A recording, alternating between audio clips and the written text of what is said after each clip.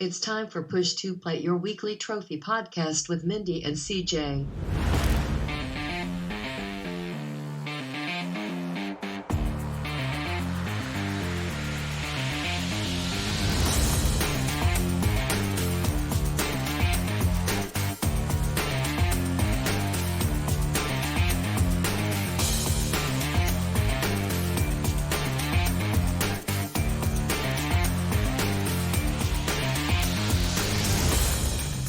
Hello, welcome, and thank you for joining us to episode 26 of Push to Plat. Whether you be new listener, return voyager, or something in between, whatever that may be, welcome and thank you for joining us today. Mindi, how are you today? I'm good. How are you?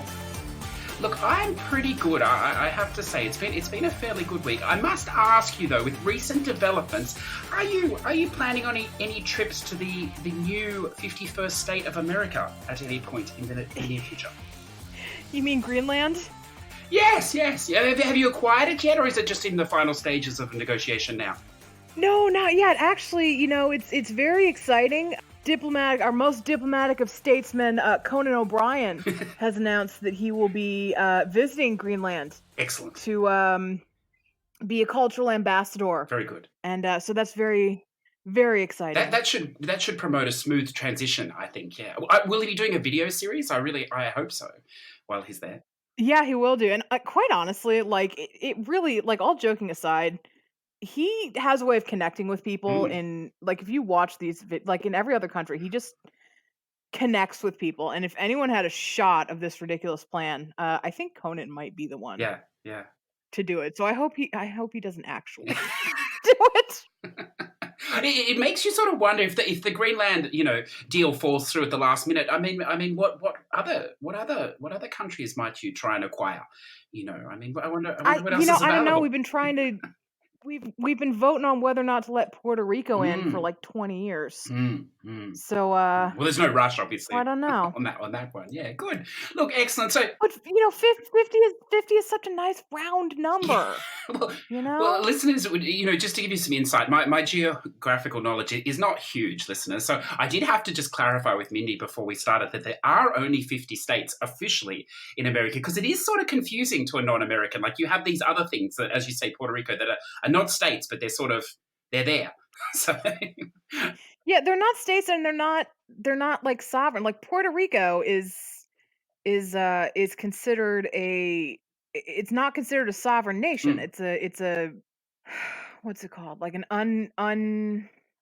not uninitiated, I can't think of word. I'm really bad with words when we start recording. I don't know why. So it's like we own, I guess, quote big quotes, Puerto Rico. I guess similar to the way that apparently Denmark, quote, owns Greenland, which I didn't actually know that. Well, I think it's a lot like Australia owns New Zealand. I mean, that's not technically written anywhere, but I think it's just implied, I thought that was just a rivalry thing. Well, I don't know. I don't know who owns Tasmania. I don't think anyone's ever wanted to claim that officially. So, that's just hanging down the bottom there. I think maybe America could make a move on that one. I actually, it's funny. I took a trip back to England about 4 years ago, and I took a day tour of the border states. So these places that are on the border of England and Scotland. And I wish I could remember the name of this town, but there was this one town that for almost its entire existence, for a couple hundred years, kept switching ownership between Scotland and England. And then it was like 30 years ago, I think, they were doing like an anniversary plaque, and they realized they had no idea who officially owned this town. Like, for ages it had been part of England, but they were like, is that like officially written anywhere in like peace treaties or anything like that? They had no idea. Like, they had to do this deep dive on who actually owned this town. Isn't that fantastic? You could sort of change, on a whim, depending on what the advantages were of the week, I Mm. suppose, to which country you're in. I like that. Yeah, yeah. Look, I bet they're clarifying their ownership at the moment with the current UK predicament. But well, look, we won't touch that. I don't think so. Look, that's fascinating. Push to plat the World Journey Edition. Maybe we should go on safari Or and check the out some of the these places. the Eurocentric world edition, Yeah, sure. yeah, yeah. Well, I mean, less chance to be eaten by a lion or something in the Eurocentric version. No, So just, might be massive crocodiles. well. That is the risk you will take if you come here, as any Australians know. But look, we do the best that we can. Now, Mindy, why don't And wombats. that's right. That's right. Yeah. Now, look, listeners, just before we kick off today, I'm just going to make a quick clarification from last week's episode. We talked about this Black Desert new MMO style game, online game. Now, look, I would be fascinated if anyone has picked this game up and started it. I understand as of time of recording, the trophy list is not up, but I have read that it does have a plat, although some of the trophies may be somewhat broken. But look, that's speculation, I think, at this point. But what I just wanted to clarify was that we may have implied that it was a free-to-play game with the subscription. You do have to purchase the game, and then it is free to play from then on. Of course, it does have 3 different entry points that you can check out if the game does interest you, revolving largely around value packs, which increase your inventory expansion, story expansion, etc. So that is something to consider. I suppose it may in effect be a subscription by another name. But look, if anyone does play that, reach out to us and let us know. So, Mindy, now that we've got the business end out of the way, I have a question for you today.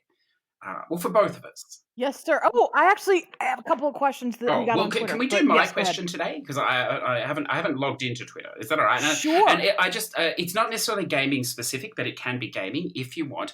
And it's I've been thinking about this week a lot, listeners. I'm sure it's something you can relate to. So you can chime in and let us know. Or just keep it to yourself if you prefer. But things that absolutely shit you, Mindy. What are some of the things that you just go, come on, what is this? Would you like a moment to think, or is it just off the top of your head? Yes, I would. I'm a little thrown by something that absolutely shits me Oh, really? Well, because you make me think like shit my pants, like I'm scared, or something that just enrages me. I sort of meant like frustrated. Yeah, enrages you. So, look, I'll do the first one if that's okay, because this, listeners, it has been annoying me for some time, and I can only imagine it must annoy some of you greatly. But when I'm listening back to the episode and doing the edit, I've noticed that my mouse is incredibly loud with the clicking, and this just incredibly shits me. I wasn't Oh, gonna it's so say annoying. anything. I wasn't gonna say anything, but I can hear that, and I can hear there's some bird that's like outside your window because I don't think you own a bird. No, I don't know. Well, look, small steps. I probably can't do anything about the bird at this stage, listeners, unfortunately, but I'm going to do something about this mouse. So I'm trying to limit the times because, like, I was listening back the other week. I must be clicking that thing so fast at times. Like, if there was a mouse Olympics or something, for Australia, I'd probably qualify. It was unbelievable, but I'm going to try and restrain myself. And I'm looking into, I don't even know if such a thing exists, but a silent mouse. If you can get a mouse that does not make that sort of sound, because it is infuriating for me. But anyway, look, I've harped on, I've raged on enough about the mouse. I'm looking at it now, listeners, and I'm just sending it evil thoughts. That's all I can do at this point. But hopefully I can fix it in the next few weeks. Mindy, do you have something? Do you have something like this that just Honestly, I think just discourtesy really frustrates me, and that's such a big concept. So hmm. I'll kind of shrink it down to like just not saying thank you. Like I can't remember who, like, you're raised to always say please and thank you. And I can't remember where I heard this, but I've heard someone say, and I think it's a great quote, is there's not always time to say please, but there is always time to say thank you. That's true. Yeah. That is a nice quote. And so that's my, just don't be a dick. Like that really is my philosophy. It's the old Bill and Ted be excellent to each other. Yes. Like that's my philosophy. Yeah, yeah, I like that. I've heard you say that phrase before. Actually, don't be a dick. I think there's a lot of merit in that. Yeah. Look, Yeah, I think that was back when I said if I were to start a cult, like a religious cult, that would be the only doctrine is don't be a dick. that's right. Yeah, yeah, that'd have been the bylaws. I like that. Bylaw 1, don't be a dick. Bylaw 2, drink the Kool-Aid. Not so much. Not really. Not the No, Kool-Aid no, thing. I'm no, not down with no. that. You're not ready for the next stage to go to the next level, I suppose, as they would say. I like that one. Yeah, I'm going to throw one more out, and this is gaming related, and I'm sure the listeners, I don't know if this is unique to the PS Store in Australia, so maybe you can let me know, Mindy. Maybe you don't have this problem in America with much better internet, but why does the PS Store sometimes not load up? Like if you turn on your console, it will load up the first sort of time, but if say you've been playing for an hour and you're like, oh, I just want to go in the store for a second, it just doesn't load up. It like hangs there for some reason. And I said, I don't know if this is a unique phenomenon here to Australia, but just this, why does that happen? Very, very frustrating to me. But has that ever happened to you, Mindy? Do you have that issue with the store like hanging at times? Sometimes. Probably not as often as it seems like you do, but Yes. sometimes. I do have a Sony frustration, Yeah. actually. Yeah. Now that you've mentioned petty stuff. Easy. I'm but a simple petty man, please. Is the chat function, the not the party function, but the like text chats. There is no way to disable them. You either have to go offline, and I think I talked about this before. You either have to go offline or leave the group. That is not possible when I'm doing something like playing online or playing co-op. Like I was playing a co-op game with a friend of mine the other day, so I had to be online. But I'm in this group, and sometimes no one's talking, and sometimes two members are talking to each other, and I'm like, why don't you just take it to a private message or or a headphone chat? No, they're just messaging back and forth and back and forth. Yes. And I'm like, well, I can't leave the group because I don't want to. Like I'm part of this group of friends. I'm just not talking to them right now. As a result, Yeah. all I get is just constant message indicators on my screen of these two people talking to each other. And I can't, you can go into your settings and disable like a trophy pop notification, but you can't disable, there's no way to disable don't show me when a text message pops up. At least that I've been able to find. I would love for someone to say that I am wrong and here's how to fix that. Yeah, I've never even looked, so I imagine there probably is no way. That's really interesting. Yeah, I mean for those people that have known me for a few years, I have a bit of a reputation of playing friend roulette on the PSN friends list. So every now and then it just becomes too much for me. So I embrace the delete button, which I encourage everybody to do. It's a fantastic feeling of release. But when you sort of do that, you over time you tend to remove a lot of the people that do chat. So my PSN friend list now is very calm.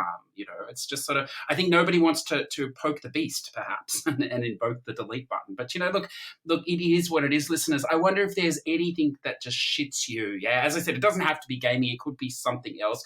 I'm sure if we open the floodgates on this, as you can see, we've already started, we could just carry on and continue. So the next thing I thought I would bring up just before, just to delay getting into gaming as much as possible, although this is gaming related, is a little bit of talk about the PlayStation communities. So obviously we have our own community or whatever, but I don't really want to talk about that. I want to talk about, was it last weekend? I was doing a boosting session with someone else, which is unusual for me because I tend to just, do them by myself on a second console. It's much easier. But I was helping somebody out with the Olympic Tokyo 2020 yada yada online game, and it was going along great. It's a little bit slow. It takes an hour or so, or whatever. So I decided to start to explore these communities app a little bit more.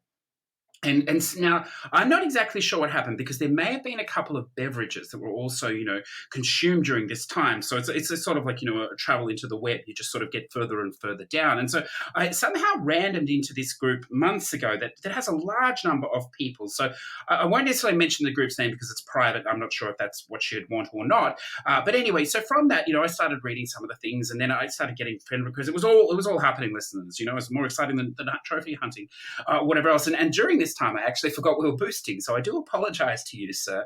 If you do listen, that was why I sort of tuned out for 15 minutes or so there.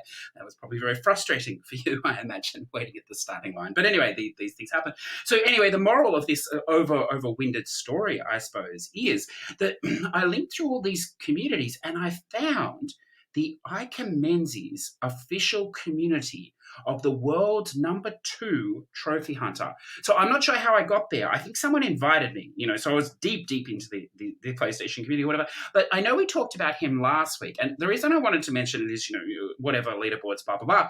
But he has this fantastic picture, Mindy, of his collection. And, there's speculation or whatever, is he a collector or not? But from looking at this picture, there are thousands and thousands of games. I mean, he claims to be the #1 game, owner. And from this picture, I can assure you, friends, he definitely lays claim to that. So, look, I believe this is an open group. So, have you any interest in seeing the picture or, supporting him? He does seem to drop in and out of this group as well. There's not a lot of stuff posted in there, so it won't annoy you in any way. But it is called the Menzies official community of the world's #2 trophy hunter. So jump in and say hi. And I believe that's run by someone called Terminator, capital XY19, and he's happy to welcome anyone if that so interests you. It's fascinating, isn't it, Mindy? Yeah, actually, you just made me think of this guy I know. Just talking about Hugh's collection. He owns a retro game store in Missouri, and it just got robbed. Oh no. I'm not saying these two things have anything to do with each other, by the way. But it just got robbed. Yes. He has this massive like walk-in bank vault kind of safe. Yeah. And Wow. someone robbed his store, and it was about $100,000 worth of games. Jeez. So of retro games. It must be like a black market for these games as well. Then that's Well, retro games is big money. Yeah, yeah. I know he had a boxed copy of Little Samson, which is Little Samson, just the cartridge is very expensive. A boxed copy is insane. Not to imply anything here, listeners, but I understand that GameStop is pivoting in a direction of maybe moving into retro games, and they're under financial constraints. Perhaps they acquire stock from alternate means these days. Who's Well, to say? they've gone in and out of that for ages. They did it briefly again. They took in but did not sell retro games in the store. You'd have to do it all on the website. Okay, well, look, listeners, I think it's time that we finally addressed, we're approaching the 20-minute mark. Yeah, you probably have the noose firmly around your neck at this point. Why not approach some games? Now, Mindy, you've been busy this week. What have you been playing? What have I been playing? Well, sounds like you don't know. What have I been playing? Yeah, I actually kind of don't know. So I kept working on Block-A-Pix Deluxe. Mm-hmm. I played Gravity Duck. That's cute. It's a cute little game.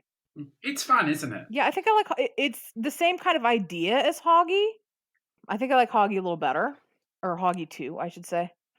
Mm-hmm. The big one I played, lest you all think I don't play, quote, real games. I did play Far Cry New Dawn. So now tell me, what did you? Because we haven't talked about this before. Your opinion. What did you think? It's all right. Oh. I'm glad I didn't give you a big build-up. It's not my favorite in the series. It is a sequel, which is interesting. It is a sequel to Far Cry 5. A very direct sequel. It is. You're not playing as the same person as that you were playing from Far Cry 5, but some of the characters are in it. Yeah. Like some of the same characters from Far Cry 5 are in it. It's okay. Did you have a favorite of the I suppose they're guns for hire? Is that the overall term we call them? Those AI characters? Always go for the dog. The dog will mark enemies everywhere and kill everyone for you. It's fantastic. Did you use Nana? I can't remember the trophies. I think perhaps you have to use Nana, or maybe you have to use them all briefly. Did you use the Nana at all? The sniper Nana? I used Nana until I didn't have to anymore. I pretty much just stuck with the dog. Because the thing with Far Cry New Dawn in particular is once you unlock the ability to get armor-piercing bullets, the game is wicked easy. It basically breaks the game. So once you get that, and it's pretty early on. I think it's to do with upgrading I want to say it's the explosives lab, which is weird. But once you unlock that, which is fairly easy to unlock, the hardest thing in this game is to find out where all the enemies are, and then you can just run. You can just run in and Leroy Jenkins everyone, and you're fine. How did you find so with this Far Cry in particular, they have the bases. There's less of them, but you do have to do them 3 times. Yeah. How did you find? Did you like that as opposed to maybe just having more bases in general? How did you feel about that? It was fine. It made sense, I guess, in the story why there are fewer bases and why the map is smaller. I do, and we talked Mm. about this a bit. I do have open world fatigue right now. Just the maps are just getting bigger and bigger and bigger. So it was nice. It was nice to have a much smaller map. I think playing them 3 times was unnecessary because you don't have to in the game. You have to for trophies. But you do get Yeah. resources from playing it each time, so it sort of helps you level stuff up. Yeah, but there's so many other ways to get Yeah, resources that it's yeah. not an issue. And they kinda do have the same amount. They've just broken it up. So there's the 9 outposts on the map, but then there's something called expeditions, which are basically just larger outposts. And that's you go up to a guy in your camp and he helicopter and there's like 10 of these, I think. And you don't have to do all of them for trophies. But there's like 10 of them and they give you a ton of you get more resources from doing that than you do from doing outposts. The only thing outposts give you that these expeditions don't are ethanol, which is what you need to upgrade everything in your camp. That's the co-op part, isn't it, of the single player game? It's quite enjoyable that those expeditions in co-op. Well, the whole game can be done in single player. I mean, I'm sorry, in co-op. Oh, okay. I didn't realize that. I played it in single, but you do. I think for a trophy, you have to do some of those expeditions in co-op, don't you? Yes. Yeah, and Yes. it's quite. I think you have to do 3 of them in co-op. Yeah. Oh, it's not many then. Okay. Yeah. Yeah. No, No. it's quite fun. I found. I mean, I'm not sure if you found it or not, but once you started to get the ultimate abilities, and I won't spoil it, so we won't go into that. But the game became very, very easy. I found particularly even the expeditions at I think it's at the 3-star. They were a star system. The 3-star was the hardest. They became almost like a bit of a joke. But yeah, Yeah. it is what it is. That happened to me once I got armor piercing bullets. Yeah. So. Yeah. Okay. Yeah. I tend to involve myself with as fewer systems as possible. So I'll notice they're there, but I choose not to use them most of the time. So maybe it would have been easier if I'd switched across earlier to those bullets. Well, I didn't use a single consumable. I didn't I mean health kit, sure, but I didn't use dynamite or C4 or smoke bomb, any of those Mm. throwable things you can craft to help you. I didn't No. use any of No. those. I literally just, I unlocked the explosives lab Mm. early. I got armor piercing bullets. I realized they broke the game, and that was it. I have a couple of questions for you. Did you have any troubles finding the legendary, I'm going to say the Jaguar? I think that was the one that I had a lot of trouble with. No, okay, so it's a cougar. Sorry, Cougar. Yeah. I got really, really lucky with this. So I never get lucky in video games. So I got super, super lucky with this. So I played the co-op stuff with my friend Clayman, shout out. We were just talking, so we did more expedition stuff and we did it on higher levels.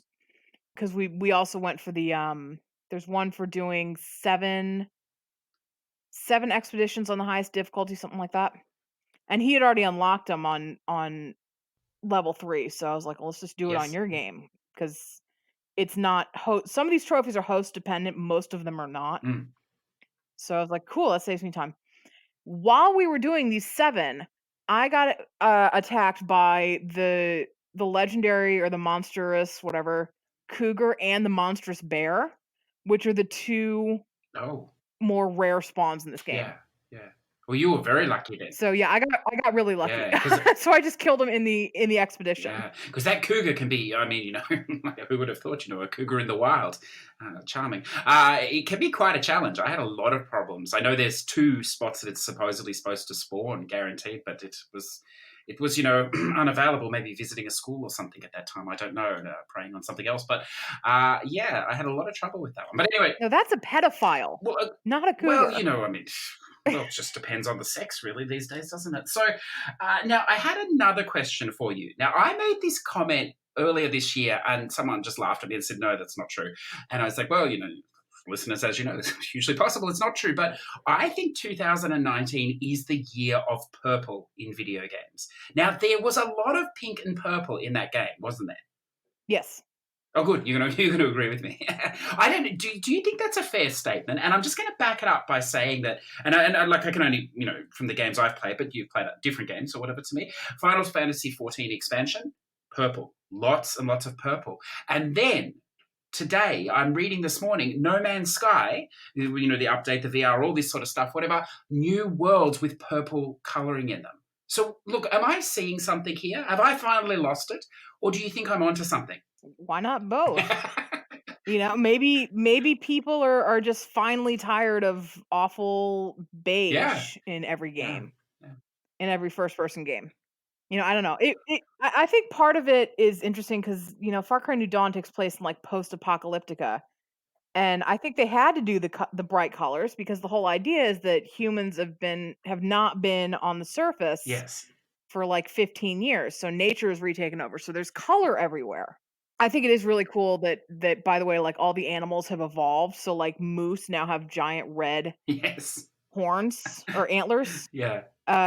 Because of I guess radiation, and like the deer are now pink. Yes. Yeah. I thought that was kind of fun. That is cool. Now I have one more question for you, and this will anyone that's gone for the platinum in this game, I'm sure will be interested in your answer here. How did you manage your anger?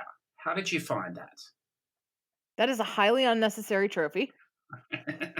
Yes. It is ironic because anger was not managed at all. No. This game, I don't know if it's a patch thing, if the patch kind of did something to it, or if it just needed a couple more months to cook. But some things in this game didn't seem to work. I don't know how to talk about this without doing spoilers. There comes a point in the game where you get certain abilities that just don't seem to work at all. And there's like a special meter for these abilities. And like for example, one of the abilities is like a super stealth mode, right? And the game will prompt you, it'll be like, hey, hold down, I think it's circle to activate it. It never, ever, ever seemed to work in my game. So I stopped trying. I was like, whatever, I'll just run in and gun because this isn't working. And so it was the same thing with this anger management. What you're supposed to do is do a bunch of takedowns. And every takedown you do, it refills this meter so you can extend this time, this like special time that is part of the trophy, right? And yes. First of all, the first major red flag of this is that the button to activate and deactivate this ability and the button to perform takedowns is the same damn button. And that should not be the case at all. Yeah. So that was a big issue. So what I did, which is what a lot of people on trophy forums have said, is go to a specific outpost, the one that's on the hill with the big dome, fly a helicopter in there because you can get under this dome. Okay. Activate Yes. the like special time or whatever, and just start firing rockets and your the gun on your helicopter, and just hope that you get 10 before the dude with the RPG takes you out. Because probably 70% of the time, the dude with the RPG is going to take you out before. Because you're so high up, you can't differentiate between the enemies. So, you just have to hope you took that dude out before he shoots you. Because if he gets a shot off, it is going to hit you, and it will insta-kill you. But the good news is at least you will spawn, as long as you were in the helicopter when you approached, you will checkpoint in the helicopter right outside the base. So you don't have to go, run, get the helicopter, fly it back across the map and into this outpost. Oh, I see. So in effect, you get another go. You can just get it till you get it. Yeah. Yeah. Yeah. It took me probably an hour to do this though. It's definitely a platinum breaker for a lot of people. I didn't even bother trying, but from what I see and read, it's not a well loved trophy. In an otherwise easy game, frustrating trophy. suppose we should say. Good. Yes. So, like I said, ironically named. Yeah, very, very ironically named. Yeah. Good. Anything else you want to throw out for us this week?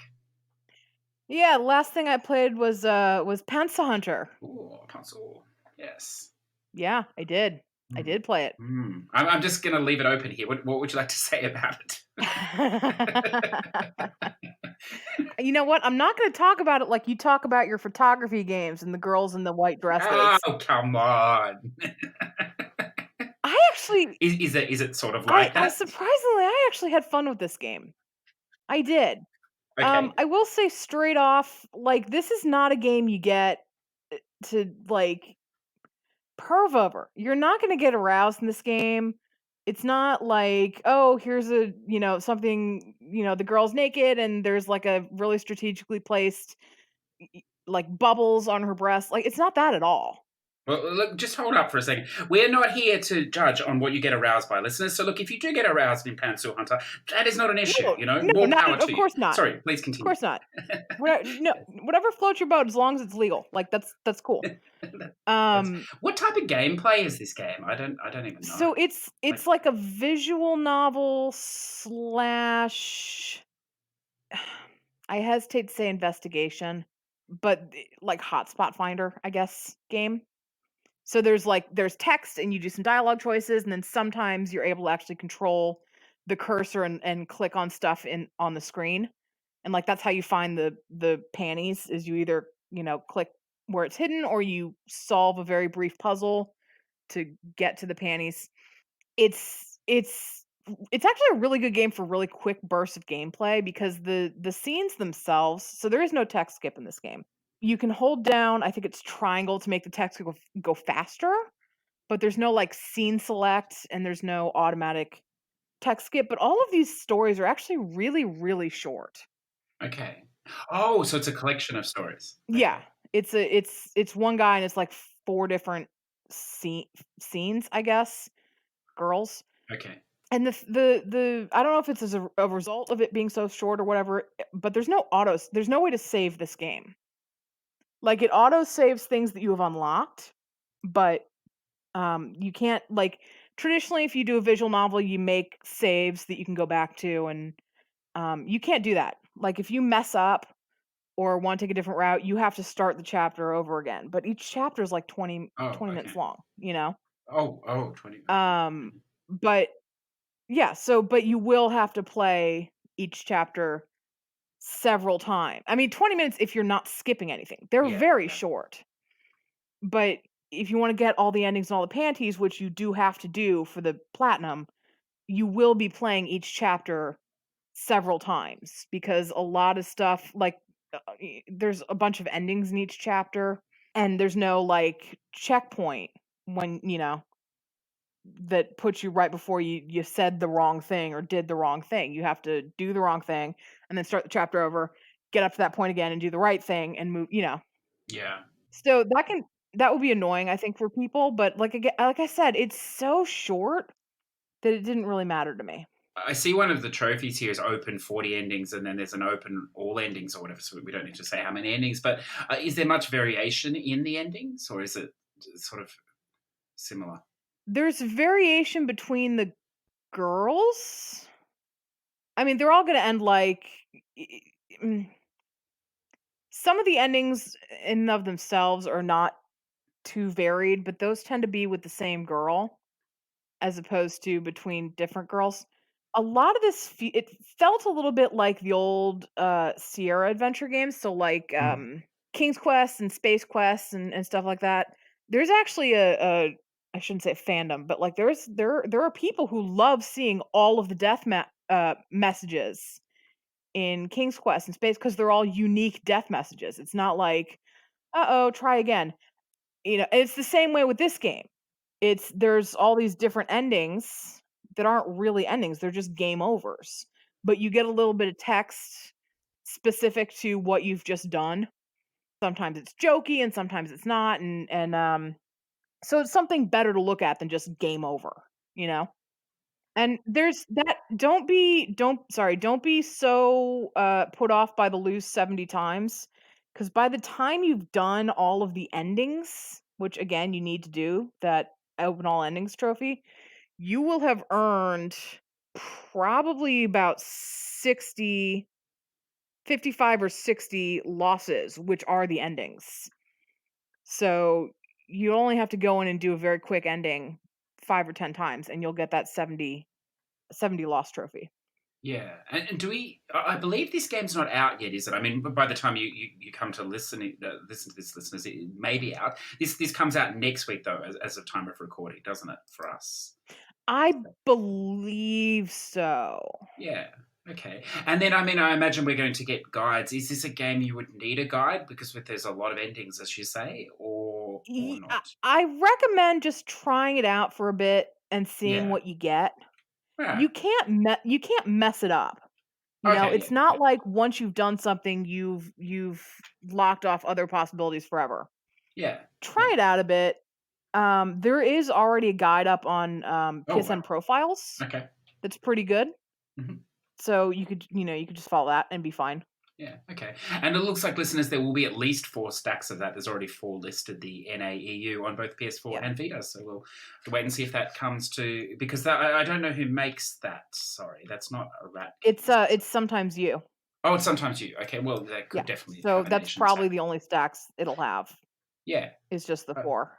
Because they don't okay. do Asian stacks, do they? I don't think so. No. They're the ones that are... Yeah, it's also not cross-buy, is it? Potentially. So we might have to check that out. Apparently some of their stuff is cross-buy and some of it isn't. I thought all of their stuff was not cross-buy. Yeah. But apparently I'm incorrect about this. Well, it is what it is. Look, I don't know. It looks like it comes in at least 5 hours, though. So I'm not sure that... Well, I'm sure there will be some people that will love to stack it, but that's getting up there, isn't it?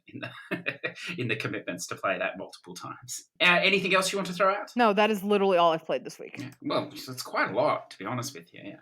So let's have a look, listeners. So what do I want to throw out today? Well, look, I finally went back to some Dragon Quest Builders 2 after having spent an hour in the tutorial, and look, I really, really, really, really, really, really, really like this game. I was not a massive fan of the first one, as I've talked about before, mainly because of the time limits on the chapters. But this one, it's done away with that, and it's sort of, in a way, it's done away with the chapter system as well. You travel to different islands, so what you do on the islands, I suppose, in effect becomes the chapters. But if you played the first one, I think you're really going to... Yeah, I think so too. I think if you play the first one, sorry, you're really going to enjoy this. There are a lot more recipes in this game, building recipes, so that will keep you busy in it. So the other cool feature of this one is you have a helper, a friend. So if you start to mine the rocks or cut the trees, he will do the same thing as well. So you almost, in effect, you're getting double the resources. It's not always perfect, but that side of things saves you a lot of time. I found the quests in this were a little bit better explained, if you like. It also puts marks on the map for where the resource or where the thing is that you need, which the first one didn't always do. So, look, I think this game is really good. Again, it's like a 50-hour game. To be honest, I think that would probably be a straight line path. I think it's potentially would take you a lot longer if you're just happy to build stuff and you're of that sort of I mean, you could build a quick house if that's what the task requires, but if you really want to get in there and build it in your likeness and what you want, then it's going to take more time. So look, I think that game is fantastic. There is a season pass to that game that kind of expensive that gives you even more recipes, but it doesn't affect the trophies at all. It does have some cool things, particularly the aquarium pack, but that again, it's really personal preference, not required. I finally finished the Persona 5 dancing Star Night, the Asian stack. So now I only have one Persona dancing game left. Have you played any of these Persona dancing games, Mindy? No. Oh, fair enough. Yeah, well, look, I've played too many of them, I feel. So I've only got one left. But as I've talked about before, it's great. 5 is definitely my favorite one. But personal preference to the songs. Now, this game I know you have played, Mindy. My Big Sister. Yes. Yeah, I see you've stacked a lot of stuff this week. Well, who's to say? Who's to say? But, I suppose the profile says, but should we trust that? So, look, I have a bone to pick with you because bone to pick with everybody I know. I play a lot of rat games, as I received a message this morning saying, had I been made the rat mascot? considering my current haul, and I have not. So look, I'm still available for that. If you need a human man to dress up in a giant spam suit and stand on the corner spruiking your games, I'm up for that. At least for a couple of days. But until that comes through, I really enjoyed this, My Big Sister. I think this is my favorite game by this port house so far. Do you think that's too strong, Mindy? Is this your favorite ported rap game? I liked My Big Sister. Like Yeah. I said, I think back when we talked about this when I played it, it reminded me of Count Lucanor. I still prefer Count Lucanor. Yeah. But first of all, I don't think you've played that, but No, not I yet. liked My Big Sister quite a bit, actually. Yeah, I really liked that. I mean, we won't get into it. I really liked the story. It was very, very quirky, and I mean, the music, the graphics, everything. And well, I mean, the reason I stacked it, you mentioned that I did, is that it's a sort of game that it's a very short game, and it's very easy to remember what you did, I suppose. So you can, once you've done it once, you'll remember what to do again. But it also does have a chapter select if you miss any of the missable trophies. So it's very easy to play. I will admit I did use a guide the first time. I obviously read it, but I did use a guide by the wonderful Velvet, and a very, very well written guide as well. So it gets a little bit maybe potentially a little confusing at the end, I suppose, with the different endings. So guide will definitely help you out there. But look, I enjoyed it, and then I don't know, the rest is what it is. The Mecha Bolt. Have you played the weekly rat game yet, Mindy, from this week? I have not. Well, you're in for a gem there. We'll just leave that till you've done that, and then It's an FMV game, right? yes, the Erica. Should I briefly talk? Oh, I'm sorry. I am totally staring at something else. Oh, sorry. No. What are you looking at? I did want to ask you about that, yes, but we're still talking about Mechabolt. My No. bad. No. I think we should make a bolt off that, to be honest, and we'll say that till you've played it. Yeah. So the Erica, was that the game? Yes. I want to I see it on your profile. I see 0%. That could mean either you just bumbled your way through and didn't unlock a single thing, or you never made it past the title screen. That's right. It could mean a lot of things. So how this game works, listeners, as far as the trophies, is you actually get no trophies in your playthrough. All the trophies you earn, you get them, I suppose, but they don't pop until you finish the actual playthrough. So I don't know if I've got any trophies yet or not. I assume I probably got some. I'm about an hour and 20 minutes into it. So I'm not sure how long it is. I've heard some people say it's 90 minutes and other people say it's 3 hours. I think that probably obviously depends on the choices you make, whether you get a shorter ending, a bad ending, or maybe if you get the true ending, which is obviously a lot longer. So look, I don't know what ending path I'm on yet. We'll find out this afternoon when I finish it. But look, I don't know. I got this the other day. That's kind of like what they did with the Heavy Rain. Mm. I remember when Heavy Rain came out, Quantic Dream had to actually petition Sony and say, hey, we don't want trophies to unlock until, I think they said until the game's over. And they're like, no, we're not going to do that. And they said, okay, well, how about during the loading screen between chapters? So like you would do these things in the chapter and you wouldn't know if you unlocked the trophy until you got to the loading screen to take you into the next chapter. Yeah. Well, yeah. But it's interesting that really you have to play the whole game before figuring out if you've unlocked stuff. Well, it doesn't give you any indication in the game, no. And I think this is, again, I can only read from what others who have played the game so far have said. So, I trust in their views here. But apparently the theory could be that there is also no skip function and there's no chapter select from what I've read. So, in effect, you could be playing this whole game multiple times, to get the trophies. So again, look, who knows? Maybe someone will write a guide and maybe every trophy is available on one playthrough somehow. But, I see the percentages are still, no one's platted it yet. So, or maybe someone has. This is a PlayLink game, isn't it? Yeah, it is. So again, I've read some, conjecture about the controller or whatever. And the controls, I did play it on my phone. I did actually have to wait a day or two for the app to come available here in the Australian store. I would recommend it that way.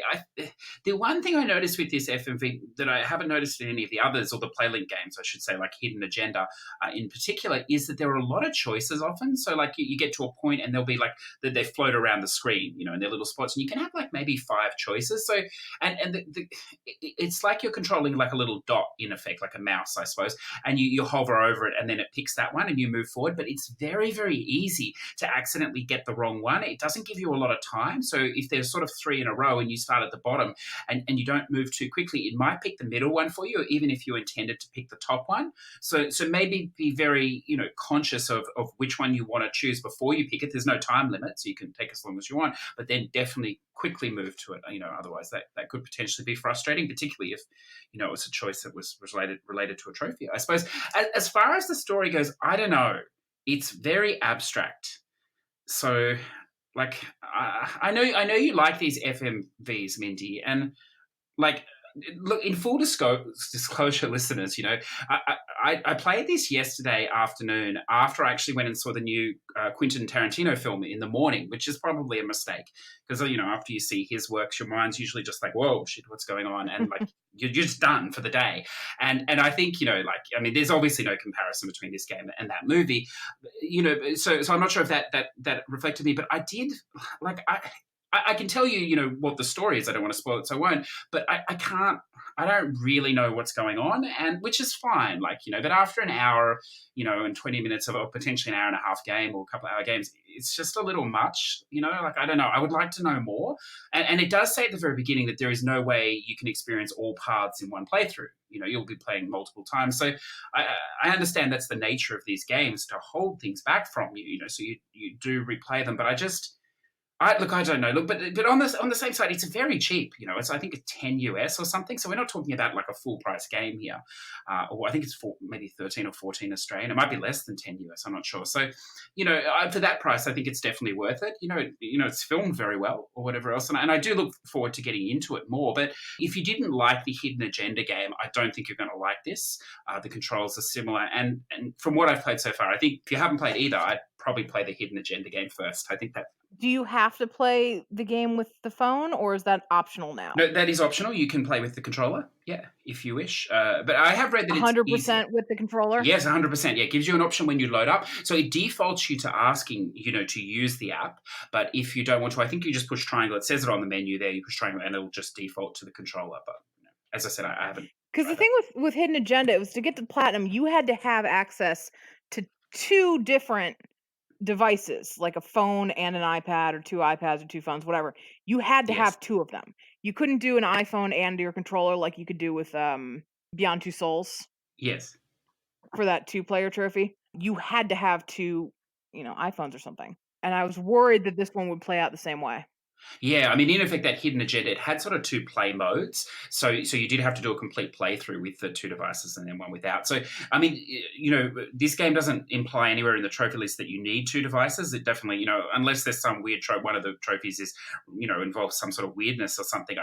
There's no option for a second player that I've seen at any point. So, it's just one device, definitely. So don't be turned off by that. It's not like That's You, the party game, or a few of these other Playlink games where you need like 6. There was a card one. I don't know if you played that, Mindy. The Just Deal with It. I think it was that you potentially needed 6 devices to to get all the trophies for that. But yeah, it's definitely not like that. And then look, I was debating whether I wanted to talk about this or not. And I do, I think, just really briefly, though, because I've only played an hour this morning, the Anarchy.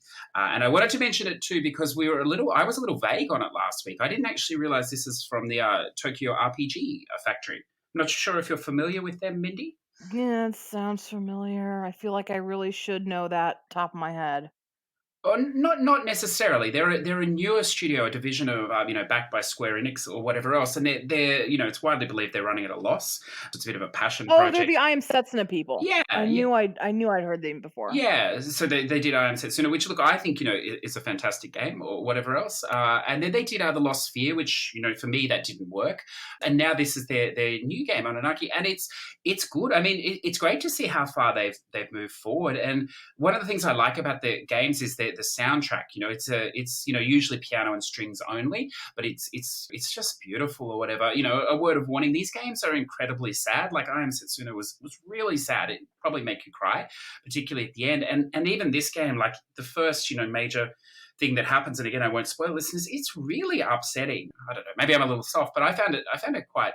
It's a brutal choice that comes up or whatever. But look, the premise of this game is that you play in two realms or two worlds, if you like, the world of the living and the world of the dead, or whatever else, or the purgatory, if you want to call that, or the halfway, the in between or whatever.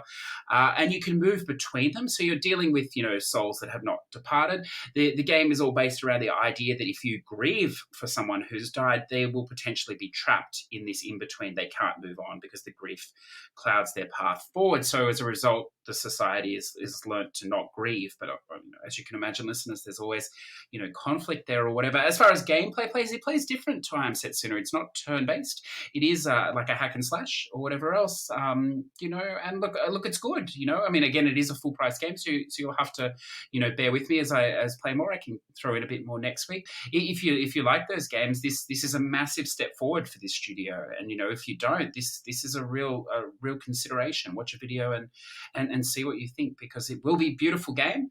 It will be incredibly sad though, as well. Yeah. So look, I think that feels like a lot. It's quite a lot of trophies too, actually. It's impressive, even for me. I feel like you played more this week than you have in the past several. Yeah, I did. I sort of ranted. I mean, a lot of what I played was short. And actually, as I posted on Twitter the other day, I decided to take a couple of days off and play. And then, of course, I played nothing yesterday pretty much. So we'll see if that works out. But yeah, I have a bit more time for the next few days. So that's good, yeah. So look, new releases. Mindy, should we go across and find what we'll be playing next week? The start of the big wave of new games, I suppose, from next week through the rest of the year. Yeah, I haven't done a whole lot of poking around here because we're recording before the drop. Of course, yes. We have bad timing. Yeah, we've already done the Pantsu Hunter. But we talked about Pantsu Hunter, yeah. right? So I think the only other one that I really you go first. Okay, so I'm going to go. Mine I might run my two together if that's okay, because they're both in the same genre, both racing games. So the first one is Wreckfest. Of course they are. Look, it's the start of the racing season. For gaming. I'm very excited. So Wreckfest, this is this has been on the PC for some time in early access. We're finally now getting it as a complete package on the consoles. So Wreckfest, if you don't know, is a demolition derby themed racing game with soft body damage modeling, sophisticated driving dynamics, and in-depth vehicle upgrading, featuring both demolition derbies and more traditional track races. It's all about fun, breakneck racing, and over-the-top crashes.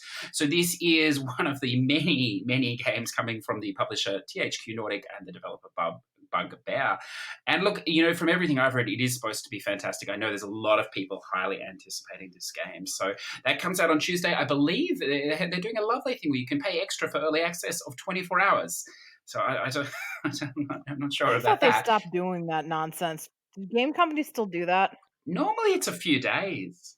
And 1 day is unusual. It's a substantially more. It's like $30 for 1 day. We can wait a day, listeners, I think. And the other racing one that's coming out, of course, is the MXGP 2019. So your installment of the MX series for this year. So look, the listing looks very similar to all the other games. I'm sure it will be graphically beautiful or whatever. If you play these games, you know what to expect. You get your trophies for completing each of the courses, winning the seasons, creating some maps, grinding up the level, all this sort of stuff. But look, they're if you haven't played an MX GP game before, then go back a little bit in the series. I noticed in the current sale on the EU store, I'm not sure about the NA, they are very cheap, the early ones on the PS4. So, worth a look there. Yeah. And Mindy, did you find something? Yes. I had to look up the full title because I knew there was something going on. So yes. it's the new The Man of Madan or Madan, and it's part of the Dark Pictures anthology. So this is like an episodic, or I guess not really episodic. It's like an anthology series by Supermassive Games, who we just talked about Hidden Agenda. They did The Impatient last year, Until Dawn, and the VR one. What's the one they're on the roller coaster? Oh, Rush of Blood. Yes, thank you, Rush of Blood. And because I will never let anyone forget this, Doctor Who: The Eternity Clock. Really? I didn't know that. Which, if you have played it, let's just say, it's interesting to realize that it's the same people. Okay, so Just a sec. That's not on the console, is it? I've never heard of Doctor Who: that. The Eternity Clock? Is Yeah, that? it is. I platinumed it twice. Oh. Um, Oh. Okay. Anyway. Okay. anyway, so this does not play like the Doctor Who game. This plays like Until Good. Dawn specifically, wherein you've Yeah. got a group of people and if they die, the story goes on. They can all live, they can all die. This one specifically, the Man of Madan or Madan. Mm. I'm gonna say Madan because it rhymes. Mm. Man of Madan is about a group of Americans who traveled the South Pacific Ocean for a vacation. But as a storm approaches, they find themselves trapped in a sunken, cursed ghost ship along with its captain. So it's another horror game. It really does sound a lot like Until Dawn. It's a lot of QTEs. As players explore the ghost ship, you can find different dark pictures which give the player character premonitions of what may happen, like those totems you could pick up in Until Dawn. So I did a little more digging on the dark pictures banner specifically, the whole idea of this anthology thing. It is worth noting because I know people hear episodic and some people get nervous because you don't know if the whole thing is going to be finished, like Yes. with Blues and Bullets, or for a little while with the final Walking Dead. People were like, "Well, what's going to happen to the trophy?" I mean, they were like, "What's going to happen to the game?" But really, they were more like, "What's going to happen to the trophy list?" So, uh, as far as I've been able to tell, this is it's not like a Dark Pictures like banner trophy list, and only some of them are this Man of Medan. It's like the Man of Medan is a full trophy list, Oh. Okay. and that's it. I could be wrong. Ah. I have not Okay. seen a trophy list, but from what I'm reading with Yeah. like an interview on the PlayStation blog with the CEO of Supermassive and just kind of googling around, it sounds like it's it's not going to be set up like these episodic games trophy wise. Because I think there's going to be 5 parts. Is that? I think. It looks like there's going to be 5 installments for the Dark Pictures. So it says they want to release a new game every 6 months in this anthology, with each title representing a horror trope and a unique story that has no connection with other entries in the series. That's well. I mean, in a way, that's sort of episodic in the largest sense, I suppose, but not. I mean, they'll Mhm. each be self-contained. Yeah, so there would be Yeah, no reason necessarily to wait by the sound of it, unless you were concerned with the trophies, I suppose. Yeah, unless it was one massive trophy list, in which case I would definitely wait, and then I'd binge the hell out of them. yeah.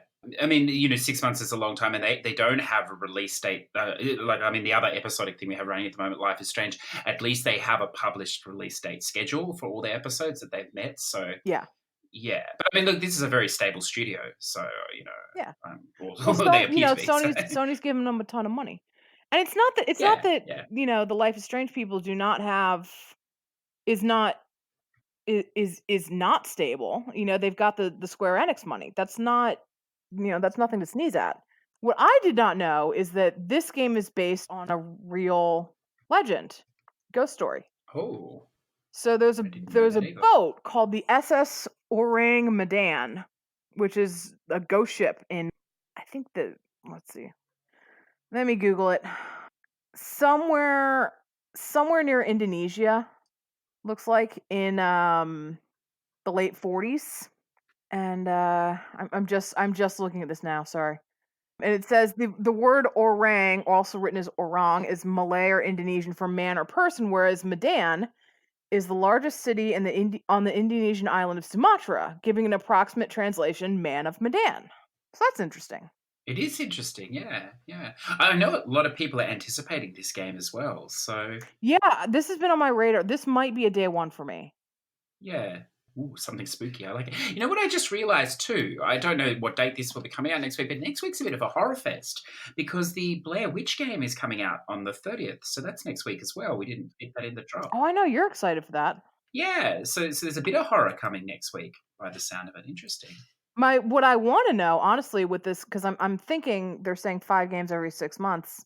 I'm sorry, one coming out every 6 months is their plan. Are they all going to be on the PS4, or are they going to jump to the PS5? Ooh. Or are they going to do both? I like you're on topic. You're thinking about that. When you mentioned that to me, 5 games, one released every 6 months. The first thought I thought was, well, I wonder if I'll be alive by the end of the series. Maybe I should buy this by the episode just in case. I mean, that's quite a big commitment, isn't it? 6 months, what, 2.5 years? Yeah. You know what I haven't seen, and it's surprising and commendable, and I'm also just being super, super salty, is I haven't seen like a pre-order package for the Dark Anthology. Oh. So they just take your money for all 5 games Oh, I ahead see. of time. I see. Oh, so you do buy them individually. Okay. I'm joking. Yeah. Oh. I'm Oh, you're joking, joking. but honestly, I wouldn't put it past Yeah. Well, Sony or Xbox to do no, it. no. So Well, what you could always do, listeners, is, because, I don't know how long each of these will go, but, there's a chance that it won't take you 6 months to finish it, if you're not me, is you could, if you're looking for something else long to play, I noticed that they've now released the Yakuza remastered 3, 4, and 5. So you could pick that up on PS4 and be playing that in between. And that's the next sort of, 10 years of your life sorted out between these two it games. really is. Those games take Oh, forever. they really do. Yeah. So look, that's Yakuza for me is like Monster World. It's not that I don't want to play it. It's that I know it's going to take me like 600 hours to do it. yes, yeah. Yeah. Well, it's like my favorite expression. I like the thought of me playing Monster Hunter, but it's not going to happen. But I like the thought of it. you could be you can't really be the same though, can you? Because if you start it, you're going to have to finish it. So I suppose that is much. That is true. A pressing concern. You have a freedom that I do not. Well, I mean, look, it could be worse. It could be on the PS3, and then you'd never finish it. But it is what it is. Look, we're gonna fly across the news, listeners. Like we like everybody else. We should acknowledge that Sony did buy Insomniac Games, added their another studio to their their stable. Is there anything you want to say, Mindy, that hasn't already been said on that topic? No, Sony bought Insomnia Games. Let's move on. Yeah, exactly. I mean, the only thing I'd say is that it shows that this is shaping up across both Xbox and PlayStation, that the next console generation it's shaping up to be a real battle of games, which is great. Both sides are lining up with some massive studios, so there's going to be something great to play surely across all these things. If we survive Kojima's dalliance or whatever, then there'll be something all for us to play from next year on, I hope. So yeah, I think that's all. We did tease that the Blair Witch is coming next week. They did drop a story trailer. There hasn't been a lot of info on that game. It really came out of nowhere at E3. So if you're interested, listeners, by all means, check that out. It does look good. I don't know, Mindy, do you like, you're talking about Madan, do you like horror games, though? Are you a horror game player? I do like horror games. I like horror in general. Maybe at some point we'll have just a horror games podcast. That could be fun. It is questionable as to whether or not I'm good at them. No. Depending on the type of game, I either like watching them or I like playing them. Yeah, no, that sounds good. And then look, we'll only again do like news in 2 minutes, listeners. But you hear a lot of this stuff everywhere anyway. But we'll probably talk about this more. But it's just great to see that THQ is continuing its shopping spree. And I just want to throw this there because it's another racing thing. But where are they getting all their money? I don't know. But they bought Milestone Interactive, which probably means nothing to you, Mindy. You're probably not familiar with that developer, but of course they're the racing game developer. They make a ton of racing games, the MXGP. They're making a ton. So yeah, that's exciting for those people that play Milestone games. They're notorious for having a glitch trophy or two as well. So at launch, you can guarantee it. So maybe now THQ money has come in, the glitch trophy will be gone. I don't know. Look at that, 44.9 million. I literally just Googled THQ Nordic money. And what popped up, like the second thing that popped up was their Wikipedia page. And there's this quote that I really like, because we talked about this a little bit when we were talking about digital ownership. And we were talking about how how IP squatters basically wouldn't put stuff out for just a little bit of money because they think it's not enough. Yes. Remember you said that? Yes, yeah. And Lars Wingfors. It's a good name. I have no idea what his relationship is to the company. I hope it's high up. Is this coming from 5chan? Yes, he is the owner of the Nordic Game Good. Group owner Lars Winters. Thanks, Google. He said, quote, THQ spent $50 million making Darksiders 2. Yes. We can produce a product of the same quality, but for a lower cost. $50 million is ridiculous. I can't afford that. Many of our IPs will only generate $50,000 a year, but it's still money. Sure, it's amounts that EA and the big guys wouldn't care about, but now that we have hundreds of IPs, and in a few years we'll have a few hundred more, it adds up to something much bigger. Yeah. I can respect that. Yeah. I still question where they got all the capital to start this. They must have some serious investors. Yeah. I absolutely respect this mentality of, okay, well maybe we didn't make that much from this. That doesn't mean it's a lost cause. That doesn't mean we shouldn't put it out there to try to make more money off of it. They're definitely not IP squatting. Well, I mean, they are in as much as they're buying stuff up and not putting it back out, but it sounds like they're planning to put all this stuff back out. Yeah, I think they are putting. I mean, they put out quite a bit already this year, so I think it's in Mhm. the works. It's coming. I think one thing that you need to be careful of, listeners, and I've had to adjust my expectations, is that they are a B grade studio. That is the sort of game they're pushing out, and there's nothing wrong with that at all, Mhm. as long as you go in real. Like Darksiders 3 is, there's nothing wrong with it, but you have to check your expectations for graphics, for gameplay, or whatever else. They're not another massive, EA or Activision or whatever else. I mean, it sounds like they have the money of these companies, but they're not producing AAA games. That doesn't seem to be their focus. Steel Titans, again, nothing wrong with the games, but they're not on that level. And it will be interesting to see things like Wreckfest that, are possibly approaching closer to that level, and they move there, Mhm. in a milestone as well. I mean, they produce very fine games as well. So they're obviously moving in that direction. But I mean, the games are not usually cheap either. That's the other consideration. They usually do sell their games at full price. So just be warned, if that, if you're a person that wants the high level AAA graphics, the high, the systems, that you're maybe getting something slightly less. Yeah, but not that there's anything wrong with that. I can't believe I didn't realize that this didn't twig for me. Was THQ Nordic, is part of it is Nordic Games. And Ah. I'm familiar with Nordic Games because they they bought up the Adventure Company and Dreamcatcher Interactive, and they made those two companies, Dreamcatcher and Adventure, made a ton of point and clicks. Mm. Mm. So I'm kind of wondering if that's where the money was from, because you laugh, but point and clicks are still pretty big in Europe. Yes. At least in the they had their heyday in the States in the 90s, but they were still going pretty strong in Europe Yeah. uh in the 2000s. So I'm kind of wondering if that's where part of the money came from. Because Nordic bought THQ. You would think it was the other way around.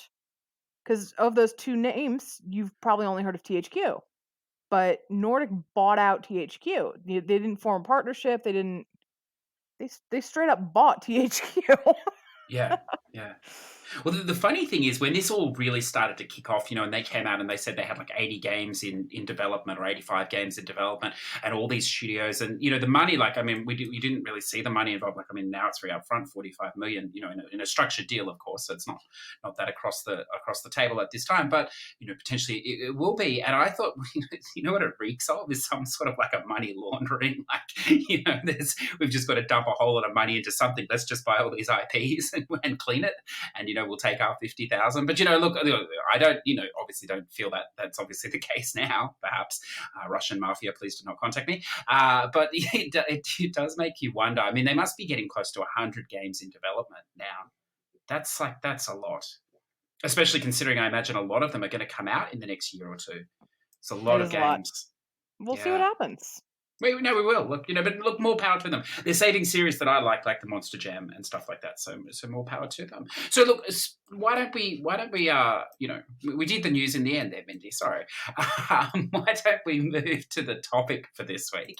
And the topic, listeners, we thought would be hidden gem games. So games that maybe they don't get as much exposure, perhaps, or there may be older games, or just games you may not know. There are some that you may know. Congratulations. Spoiler alert, most of these will not have trophy lists. That's okay. So this is the point where you're going to want to put on some kind of grindy game and just listen to us talk. Well, I think we're gonna balance ourselves out because you said yours don't, but all of mine do have trophies. So we've got a bit of both worlds. Oh, So we're I walk back my no, statement. that we get a bit of both. So why don't you start us off, Mindy? What do you want to throw out some? Oh gosh. All right, I'm going to start with something a little surprising, and it's part of it is because I don't know if technically I can call it a hidden gem because it was a really good seller. Like, it sold a lot of copies. It did very well, it reviewed very well. But whenever I hear of this genre, I never ever hear this game. And it's Sim Ant. Ooh, Simad. So whenever people talk about other than the Sims, of course, they talk Mm, about Sim City or Sim Tower mm, or I very rarely, if ever, hear about Sim Ant. mm. And it's my favorite. I don't play a lot of sim games. I really like this game. Do you play as the ant, or who do you play as? Yeah, you play as the ant. So the Oh, whole nice. idea is that you're this little ant colony in a backyard, and eventually, what you want to do is, so you're a little black ant, that's the species of ant you are. What you want to do is you want to defeat the red ants that are also in the yard, but you also want to take over the house, Mm, the yard, mm, you know, you're in the backyard of this house. mhm. You want to invade the house as well. So that's kind of fun for me. Is it a highly system game, or is it like a highly menued game, or is it's not too bad? Fair warning, it's been a couple of years since I played this. It's been actually quite a long time since I've played this. Well, look, the listener knows we're all getting older. Things are falling off. Right. Memories going. These things happen. You have to tolerate that. I don't remember this. It's definitely not as complicated as like a Sim City, but there's definitely similarities there. Okay. But I do remember it being a little more, I shouldn't say a little easier, a little more user friendly maybe, at least to me, than something like Sim, because I did have Sim City as well. But fun trivia note, thank you Wikipedia. The guy who created the whole Sim series, Will Wright, he said while he was working on Sim Ant, he got the idea to make The Sims. Ah, that's interesting. So that's pretty Yeah, it is cool, really cool. Yeah, and then look what happened from there.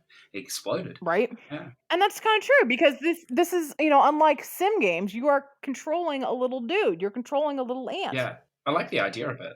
It sounds very cool. Yeah, so I don't know if I can technically call it a hidden gem again because it's not like this game is not known. It's more that I don't hear about it when I hear people talk about sim games. Yeah, I think that's fair. Yeah. I mean, I've played a lot of the Sim City games, but I've never played SimAnt. I didn't actually. I know you mentioned it, a few episodes ago. I think with Cornchack, and I'd never heard of it before. So, no, interesting. Yeah, Yeah, excellent. yeah. Cool. Would you like to alternate? Shall we do one each? So we're just mixing it up. Does that sound good? Sure. Yeah. So look, I've got a Sure. list. I'm going to start with Fragments of Him. So this is a 100% game on the PS4. This is from I'm going to say 2016. So a couple of years ago by the developer SassyBot Studios. Isn't that a great name, SassyBot Studios? So this is I don't know. Have you played this, Mindy, or do you know this game, Fragments of Him? I did play it. I think I treated it at the time more like spam, but I do remember parts of it. Well, it definitely could be. It's not This is the one long. about the a lot of it has to do with sexuality, right? Yeah, it's all to do with that. So it's a walking sim or whatever else. I don't think there are any puzzling elements in it at all. It's just a narrative tale or whatever. It's done sort of in black and white, if you like, and shades of black and white. It's a very minimalistic in its art style, but look, it is a beautiful story about about sexuality or whatever else, about a girl and a guy, and then the guy turns out to be gay, and sort of so that he needs to discover that himself, and she obviously needs to let go, and it then progresses on. It is a very sad story. I won't go in and spoil it. It is a very sad story as well, and I think it's just a beautiful little game. You can play it in like an hour or so. It does double stack as well on the NAEU, and I imagine it would be very reasonably priced these days. So look, I'm going to start with that one. Would you like to throw another one? Sure. I thought you would talk longer. It's a very short game. Sorry. Let's throw on kind of staying with the idea of a sim game. like with these kind of city building things, but not strictly that. Let's throw on ActRaiser. So honestly, anything Quintet developed. So Quintet was a Japanese developer that did mostly SNES games, and they were all published by Enix, that was later bought out by Square, and they became Square Enix, which is how we know them today. But they did a handful of these kind Mm. of top-down pseudo RPG games, and their first big one was ActRaiser. So the idea with ActRaiser is it's a combination of a standard action platformer game and city building sim. So you're playing as like a god, and you do side scrolling platforms and you're killing enemies and bosses. But then, like, between each stage, there's this city building part. It sounds like it shouldn't work, but it really kind of does. I haven't played this in a while. I kind of want to play this again. That is a good sign, isn't it? It's getting under your skin again. Yeah, Yeah, really, it really kind of is. yeah, yeah. And I know there was a sequel. I never played the sequel, actually, but I definitely played the first one. Excellent, excellent. I can see the backlog growing already. Good. Maybe That. I just need to hook up my Raspberry Pi. I mean, get my Ah, SNES out. yes, yes, yes. I actually do own these Yeah. games. Let's see. What would I like to throw out next? So I'm going to throw out one actually that a listener, sorry, a guest introduced me to. So this was quite some time ago. One of our early episodes, and Pelzio mentioned this game. He mentioned that he was a bit embarrassed. I think. Well, I don't think he cares that he played it, but he was a little concerned that people might throw some shade on him because he is such an anime game. And look, I'm shameless as it is, listeners, so it won't surprise you that I'm happy to talk about it. But it is the Miracle Girls Festival. So this is a Vita game only available in the Japanese store. So unfortunately, you have to play it in Japanese. But it's just a rhythm game. If you like, the fact that it's in Japanese makes no difference at all. The menus are in English, and it's very easy to figure out as well. And look, it's just a great just a great little rhythm game. There aren't a huge number of them on the Vita. Well, having said that, there's probably 10 or so, 10 good ones. It sort of it plays. It is very anime or whatever else. You have the concert. You go to the girls' concerts, and that's where you play the rhythm game portion. Or whatever else plays like a Hatsune game if you're trying to sort of see it in your mind or whatever. It's a bit grindy for the plat or whatever else. I think you're looking at around 15 plus hours or so. But look, just as a game on the go, it's great. It's a little. It's a lot easier than the IAVT colorful. So if you found that to be intense, and some of that game definitely is intense, then this is just a perfect little little something on the side. And that was from 2015. Wow, that was a while ago. Mindy. Oh, that was a while ago, he said to the girl who just brought up an old DOS game and a SNES game. Well, yeah. See, we make a good, a good sort of couple doing this, don't we? Because my like for 2015, that's basically the extent of my knowledge. If we go back much further than that, I don't really know. And you have a huge knowledge of that stuff before then, so it's excellent. Yeah. Well, thank you. Let's see. I think the next one I'm going to throw out here, snap out here, is Killer 7. This is kind of the PS2 GameCube days. It's a Capcom game developed by Suda51. These are the guys who did what do they do that people would care about? No More Heroes. It's a lot like No More Heroes, actually. In terms of stuff you might have heard of, CJ, they did Shadows of the Damned. They did Lollipop Oh, Chainsaw. okay. Yeah. Yeah, Killer is Dead, and then like some VN stuff you probably didn't care about. So what's the gameplay like in this one then? So this is it's a first person shooter. It's on Oh, rails, which I know turns a lot of people off. But you're playing as these hitmen, right? The Killer 7. And it's more to do, for me at least, it's more to do with the story. It's a very kind of noir, twisty story. It has a very, very distinct art style that some might like and some might not. You need to have an appreciation for retro games or games that aren't AAA graphic, I suppose, to get this. I know some people are calling it might call it like art house or render, maybe. I don't know. Not render. What's the? Is it cell shading? I want to say. I don't know, something like that. It's definitely more of a cult, and I know the next one I'm going to talk about. It's more of a kind of a cult game too. But it's worth it. I would be interested to know if this would get ported to PS4 because the No More Heroes games have been have been doing relatively well. I do know Killer 7 recently in the last 2 or 3 years got a bit of a kind of a reskin and then put up on like Steam, I think. So I'm wondering if it'll get ported over to consoles. But otherwise, if you want to play it PS2, GameCube or Steam, I guess. Yeah. Yeah, it's a good point, isn't it? Because I mean, for a purist, obviously, like as you say, you would play it on the, in its original format wherever ever possible. But I mean, for someone like me and perhaps some of our listeners as well, like these games are almost lost to us, in a way. If they did port it to the PS4, it would definitely breathe life into it. So yeah, have to wait and see. So the next one, look, let's go. We went a little Japanesey with the last one. Let's just go right out there. Why not? With Blue Reflection. Have you ever heard of this, Mindy? Blue Reflection. I have. I know I haven't played Oh, it, but I have seen it before. oh, I thought this one might have gone past you. From 2017, the developer was Gust, and of course Koei Tecmo, the publisher. So I believe this is available on the NA store. It's an RPG, right? It is, yeah, and I believe this. So this, if this came out today, it would probably be censored almost definitely by Sony. But this is before before that this started to happen. So it plays in all its glory. Whatever else you do play as a girl or whatever else, and it's it's like a Persona game, I suppose, in a way. It's a relationship building game, but it's on a much lighter scale. I think all up you're looking at 20 to 30 hours. So I like to think of it as a manageable Persona game, if you like. Again, I don't know that the writing is necessarily on that level, but it's more than adequate. The combat is good. So the combat is like a turn-based combat or whatever else, which is fun. There's plenty of variety, and you're sort of moving through. You're at school or whatever, and that's all normal. But then the combat and things, you sort of go off into these dream worlds, and there are a few of these around. The story is good. It's very narrative heavy. It gets much more narrative heavy in the second part of it or whatever else. Trophies are very easy. It does, like all Japanese things, have one very annoying mini game trophy, which is sort of like I forget what it's called exactly, but it's like a creature that lives.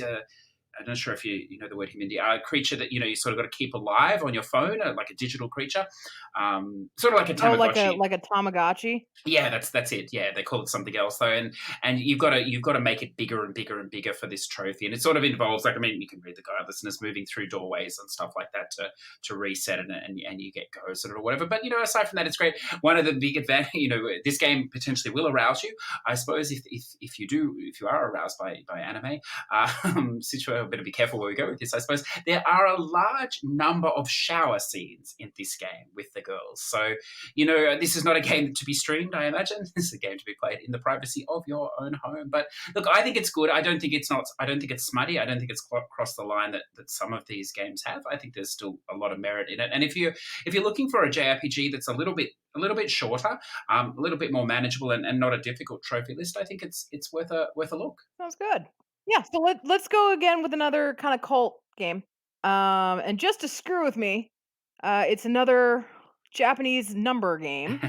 So last time I talked about Suda 51. Yes. This one is by Swery 65, just to screw with me, and it's Deadly Premonition. And this is the only game on my list. This is a dreadful game, isn't it, Mindy? Dreadful. No, I love it. It's so bad. Look, I've never played it. Please tell me about it. Sell it. So I mean, you're not wrong. It is a very this is a game. You will never meet someone who says, "Yeah, it was all right." You are either going to meet people who say this game is horrible, or you will meet people who say Deadly Premonition is the absolute business. Yeah. Awesome game. I like things like that, though. Very, very divisive. Yeah. It is. It's very divisive. Can I ask you? I mean, maybe you can't answer it because it would spoil it. But can you sort of like elaborate why it's divisive? Is it the gameplay, or is it the sort of the narrative, or the just everything? I think it's the gameplay. It's very let's say quirky. Okay. So I have talked about this game a bit on this podcast. I don't remember when. It was probably when we were talking about my PS3 backlog the first time. And This is basically Twin Peaks the game. Yeah. Oh, yes. So I think that's part of the reason it's divisive is because there are people who really really like Twin Peaks, and there's some people who just don't get it, or they're like it's really weird, or I think that's part of the reason it can be Mm, divisive. Also, the combat is not good, mm, and there is combat in this game, so that's definitely an issue of contention. Everyone is very stilted in this game, and I think part of it is an actual choice, but I also think part of it is a budget thing. The yeah. voice actors don't sound like real people. They it's very stilted, it's very awkward. It's all very awkward. And like I said, I think part of that was intentional, but I also do think part of it was down to this is not a huge budget game. I think when it released, it was a $20 game. I think it was always anyway. So yeah, go ahead. Sorry, this was on PS3, wasn't it? This got ported onto PS3. Ah, okay. Yes. So originally this was a Xbox 360. Oh no, this is really weird. Okay, so it was like Xbox 360 and PS3 in Japan, and then in the States it was only Xbox 360. And then it got like a director's cut, and that got released onto the PS3 in America a couple years later. Oh, okay. Okay. Yeah. It's awkward. So this, like I said, it's basically Twin Peaks the game. You're playing as this dude named Francis York Morgan, and he's an FBI agent. And he's going to That's a great name. he's going to Greenvale, but let's just call it Twin Peaks, to investigate Mhm. murders. So this is kind of an open world survival horror, but for all that it's open world, there's actually a lot of linearity to it. It does have like a day night mechanic, and people will only be available at certain hours, and stores will only be available at certain hours. But at the same time, it's not like, you can miss stuff. So if you'll get a cutscene, they're like, "Oh, you have to go immediately to the we found a body." You can wait for days and just go find the body. So it's not as urgent Oh, as the okay. game would have you believe. Yeah, that's cool. Um Yeah, I like that. but there is a bit of upkeep, there is kind of Mhm. a hunger meter. It's not nearly as bad as I think modern survival games are with the hunger meter and the fatigue meter and things like that. But that is there. Like I said, there is combat, and the gun combat is not great. It's kind of awkward, and it doesn't feel tight. But I can forgive all of that. I really can, because I love these characters so much. I will admit it is not a good game. Like, strictly from gameplay, it is not a good game. It's amazing what we can tolerate. But I there is something about this game that just it it wins me. Yeah, yeah. The murder mystery is fun. Francis York Morgan is a hoot. I love him a lot. Um, he talks to someone who isn't there for the entire game. Yeah, it sounds like a lot like trashy TV. We sort of, you shouldn't like it, but we love it secretly. But it's not as much of a guilty pleasure, I suppose, as Okay. with trash TV. There's not a whole lot of redeemable things about it. I feel like there are redeemable things about this game, Okay, okay, yeah. but like this guy Francis talks to Zach, who's not actually there, but he talks to him in front of other people, like he's right there. Mm, And mm, I will say, Deadly Premonition gave rise to the Sinner Sandwich, mhm. which is I recommend you try it, because again, you will either love this or you will hate it. It's a great warning, isn't it? And there are 4 ingredients to the Sinner Sandwich. You got your bread, you got your turkey, you got your strawberry jam, Oh, and you got your cereal. oh, my goodness. At home in every American household, that meal, isn't it? Yeah. Serve it up tonight for the kiddies. Jeez, yeah. Look, just before we move on from that one, when you played this, did you partake in the trophies? Did you play it, or does it? I assume it has trophies. Or the PS3 It port, does it or does have trophies. It has quite an expanded list when compared to the Xbox 360 version of the game. The trophies are like the descriptions are ridiculously long. Yeah. Let me pull up the list because it's actually kind of funny.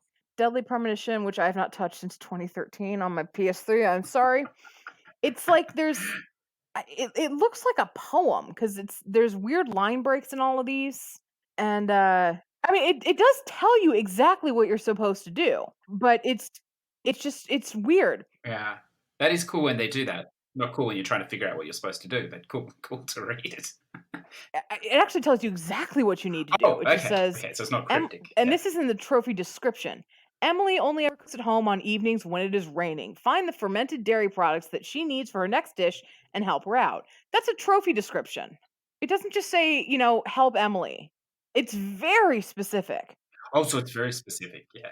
Okay, I thought you meant when they're a bit more general, like a bit of a story almost that's some vague as. No, it's Yeah. just really specific, the trophy descriptions. Wesley, the owner of the shop Panda Bear, is an avid trading card collector. Show him your collection. 8 cards will get you a small thank you. His shop hours are from 20 hours to 600. That's the trophy description. Basically, they've written a trophy guide in the trophy list. Yeah, That's kind awesome. of. Yeah. Take that, guide writers. I like it. Not touching our work. Oh no, that is fantastic. Yeah. Well, look, yeah, it's a shame they didn't port that to the PS4 as well because I'm not going back to the PS3, but it does pique my interest a lot. I mean, there are other ways you can play it. It's on PC. Yeah, You know. I might look into that one. Yeah, I put that on the list with Simant. Definitely possibles for me now. What else can we throw? I'm going to stay Japanesey because look, why not? And I'm going to throw one out really quickly and not talk about it. It shouldn't be a hidden gem, but I know a lot of people they don't seem to play it, and then they discover it and play it, and they're just like, it's amazing. Why didn't I ever play that? And of course, that is the Nier Automata from 2017, developer Platinum Games and the publisher Square. If you haven't played this game and you like JRPGs, then there is something wrong with you. If you haven't played this game and you don't like JRPGs, there is also something wrong with you. If you played any game, then you should play this game. It is truly something special, and I'm sure everyone would find some level of merit in it. But I'm sure you know of that, and if you don't, play it, please. Now, thank you. And then I'm going to throw one that may be a little less well known: the Cyber Dimension Neptunia 4 Goddess Online. That's a great name. From 2017. Look, I'm not a massive fan of these Cyber Dimension Nep games, but this one is really fun by Compile Hut and also published this as well, unsurprisingly. And I don't know, have you played this game, Mindy? Or you don't play Nep games, really, do you? No. Yeah. So I don't, as I said, I don't really. This is fun though. Like, I mean, it takes a bit of, it's better if you're familiar with the Sword Art Online anime. I think a lot better because there's a few character spoofs in there or whatever else, and gender reversals and things that do make it quite fun. I mean, the gameplay is what it is, attack and slash, and you've got I always like things that have like a town hub or something in, although it's a very basic town hub to get your quests. It's very clear what you're supposed to do. There's no difficult trophies. It is a little bit obnoxious, the ending. You do have to replay the last sort of fight numerous times for no real reason other than you do to move the story on. But, that aside, it is a really fun one. And I know it's sort of one that, you see there and you go, oh, I don't know about that. No, not today. But look, I would recommend it, again, around 20 hours, 15 to 20 hours. There are numerous stacks of that, if you really liked it as well. And, of course, on the PS4. Do you have another one for us, Mindy? I have a series, so if you have more shorter stuff to talk about, you might want to keep going. Yeah, look, most of mine are short. So, I'm going to throw, and again, very short. And this is my only one from this year. We've talked about so many new games anyway. There was no point to rehash them, but I will rehash this one, the River Bond, that came out a few months ago from Coco Cucumber, and it's a beautiful little game. If you have an hour to spare, you can do one of the stories. There are 8 characters, I believe, and 8 little stories or whatever. You can race through them in 10 or 15 minutes if you want, or you can explore them and read the stories of them, and maybe take an hour. It's a very easy game. It can also be played in local co-op, not in online co-op, which is a lot of fun too. That's the one that looks like 3D Game Heroes, right? Yeah, it's a pixelated, in style, and it's really nice. As I said, it's a great. Like, I mean, I don't know if you played all the stories in a row, it may be a little bit monotonous. There may not be that much variation, but if you just sort of drop in and do one a day or one every few days, it's lovely and very, very beautiful use of color as well. And then look at a classic. I'm sure you've probably played this, Mindy, the Taco Master for Vita from 2015. you familiar with this mobile swipe style game? I haven't personally played it, but I know what you're talking about. Oh, okay. So look, this is the one problem with this game was it was never released in the EU store, so you do have to use some Vita trickery if you so wish. I don't believe it was ever released physically. Although That would explain why I haven't played it. yeah, so it'll literally probably be a couple of bucks. It's just a swipe game or whatever else, but it's a fun swipe game that you're literally just you're in the chef in the kitchen and you're just pushing out the different things. I mean, admittedly, this has been done potentially a lot better now with things like Overcooked and stuff like that. But if you just want a no thinking sort of game on the Vita, it's great. Again, the plat's probably like 6 to 8 hours. There's a little difficulty spike in the time challenge, but nothing major. Let me throw out two more really quickly, Mindy, and then I will retire. The D-Land from 2018, Chybig developer and published by Chybig and 101XP. Have you ever played this farming? Farming, maybe? Yeah. Farming sim? Live sim? Mindy? I don't think no. Yeah, you hear the indecision among my voice listeners. I mean, it is a farming sim that you plant different vegetables and you harvest them, but it's hugely arcadey, and you have a series of quests. It's about 6 to 8 hours, and look, it's just fun. It's really fun.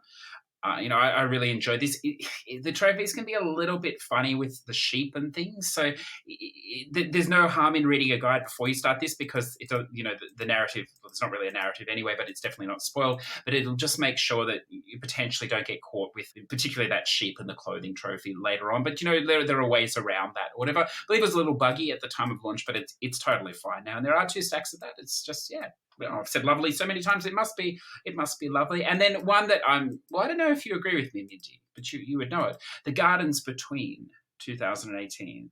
That one I do know. Yeah. What do you think? Did you like that one? That was the one where you're controlling the brother and the sister, or the boy and the girl, and it's like like you're looping your way around a level. Mm-hmm. Yeah. And that's how you get through. Yeah. Sort of right? backwards, forwards, lining things up type thing. Yeah. Yep. Yeah, it's a fun little puzzle game. Yeah. Yeah. Had a beautiful little story as well too. To it or whatever visual story. So that's all there. And then what else? Oh, there's one from 2014, so I have to throw it out because that's ancient for me.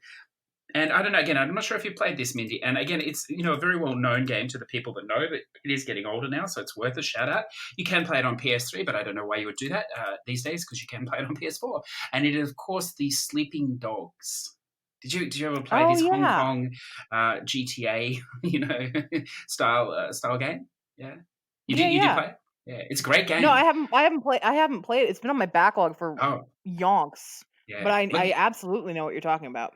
Yeah, I mean, I did it once, and you can stack this game numerous times, and I went back to stack it again at the start of this year, and I don't know, obviously, it's aged, the graphics have not aged necessarily amazingly compared to what's available now, but the gameplay is just super fun across the thing. It's got so many little elements to it or whatever. The trophy list is quite easy, and it's one of those games that has really good DLC. It had 2 sort of expansions or episodes, if you like, totally different, both of them, and the one was a nightmare style one, if you like, which was great. So look, if you've never played that game, it's not short. I want to say 40 hours, but it's in that area, maybe slightly longer with the DLC. It's well worth your time, and I think I'm going to hand it over to you, Mindy. Now, what else have we got? All right, so I have a series. And I brought up this series a couple episodes ago when we were talking about music, and it's the Shadow Heart series. So this is a series of 4. Most people would say 3. I'm gonna say 4. JRPG. Have we done a single game that was not Japanese? I guess Gardens Between is not a Japanese game. Did you say RPG then or JRPG? Yeah, very good, very good. We'll just check that on the pickup. Hey CJ. Yes. Mega Man Metroidvania. Boom! I thought, you know what? I really thought we'd get away with it this episode. Not having a guest. We actually have a guest coming up in a few weeks. I won't tell you which one, who has actually said that this is his favorite part of the podcast. Seeing how how it will be handled. He looks forward to it every week. That I don't even try to sneak it in? Well, I hope he didn't just spend the last, hour and a half kind of Yeah. white knuckling the seat. Yeah. When are they going to say it? Well, look, I thought we were going to go. So, look, ask me the both the questions quickly. We'll get it over and done with, so we keep it. How are you? What are your feelings on Mega Man? Yes. Do you know what a Metroidvania is? No, not anymore. So let's move on from that topic till the Metroidvania expert finally comes. You know, my first question to the Metroidvania expert is going to be, What is a Metroidvania? no, and no is or What are his feelings on Mega no. Man? Well, actually, they would be too. No, I want to ask: is Ori and the Blind Forest a Metroidvania? That game has really messed me up now. It's just my small brain is like, what is going on here? I don't understand. But anyway, Maka really did a number on you, didn't he? look, he does, and you know what's worse is every time I turn on the console, I see that bloodstained Ritual of the Night, and I'm just like, I don't know, I just can't deal with this. I don't know what's going on, and I think I've barred myself from starting that game because the first 5 minutes it's supposed to be exceptional. But look anyway. That sounds like a you problem. Yes. Well, it could be a Metroidvania problem. Anyway, sorry, we Shadow Hearts. Got way off topic there. Yes, Shadow Hearts. So I'm gonna throw on Kadalka. Gesundheit.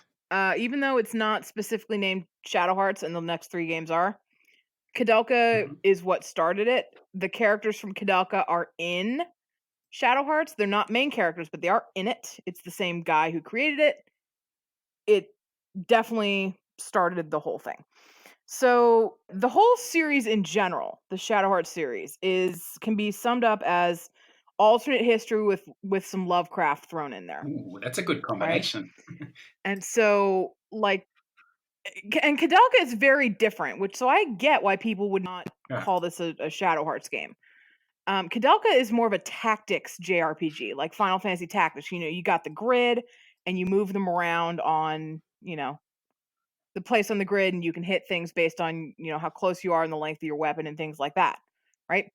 And it has not aged well. This is the kind of game, if you're interested in it, look up a like a playthrough on YouTube, not one with commentary. Just look up a playthrough and just kind of watch that. I think at this point in time, it's as much as I love it, it's not, keep your rose-colored glasses on. I own this game. I still own a machine that can play it. I'm not going back to it because I don't want to lose that. I recognize its flaws, but I don't want to lose that kind of joy I had playing it back in the late 90s. Yeah. I'm sorry, in 2000. This is a sort of a side question, but it's run pervasively through this whole topic anyway. Do you find like that because we're both older gamers, that we sort of more tolerant of this because this is what we grew up playing? So, we can see how far it's come, but we also, we don't have a major issue with what was there before because that's what we had. But you find like, I wouldn't say issue. I would say, I think we're more forgiving that's a better way. of it. Yeah. That's not to say that people who are younger than us and significantly younger than us would not be able to appreciate No. older products. No. I just think it's a much bigger stretch for them to get there, perhaps, because they're so exposed and grown up in what's available. I think it takes a little more effort, yeah. But yeah, Kadalka itself was flawed. It had pacing issues. That's all I'll say about it. I just want to acknowledge that this is part of the series, even though not everyone will say that. Moving on to the main one I want to put on here is the first Shadow Hearts game, just called Shadow Hearts. So this takes place during about World War I, and it's kind of Japan versus China. And again, it's this alternate history, and you've got this guy named Yuri, and he is a what's called a harmonixer, and that means he can turn into these various demon creatures to fight. And he's kind of like a bodyguard, right? But he holds a good tune as well, the old harmonics. Yeah, right? Anyway.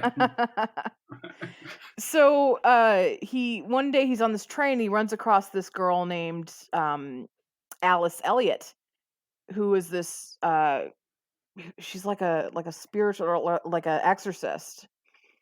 And she has been kind of kidnapped by the Japanese army, and when they're, for reasons we don't know, and while they're on the train, this man shows up, just kills everyone on the train except for Alice and Yuri.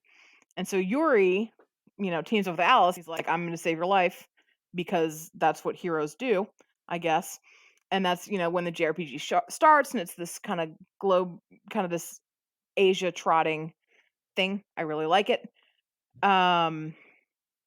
It's introduced an interesting combat system. Sounds good. Yeah, you're convincing me. Are you being sarcastic? No. No. It's traditional kind of. Have some faith, please. Maybe a little.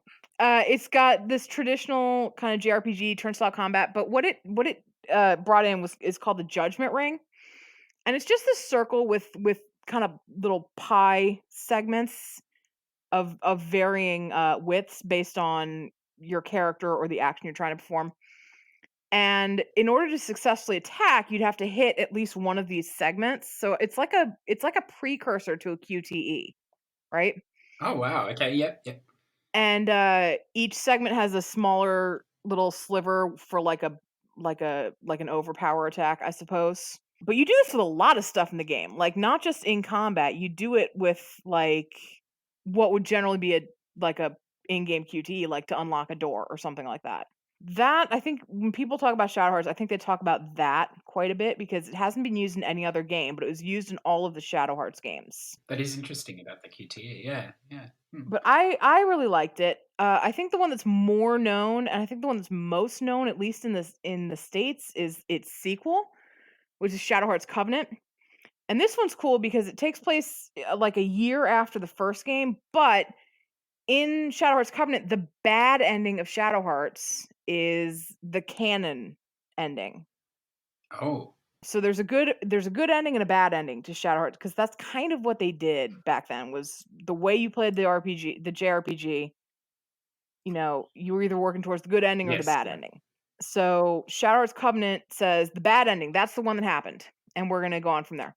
So you've got characters coming back from the first game, you've got new characters, but your main character, Karen, is from the German army. So now we're bringing the Germans into this. I really don't want to say any more about that. No. Still great.